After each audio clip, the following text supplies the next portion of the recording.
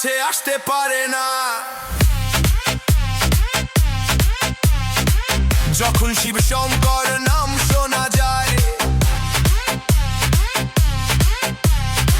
সকল রোগ কষ্ট দূর হয়ে যায়। যে জন বীর মহাকালকে স্মরণ করে, শত্রুরা কাঁপে মহাকালের নামে রে।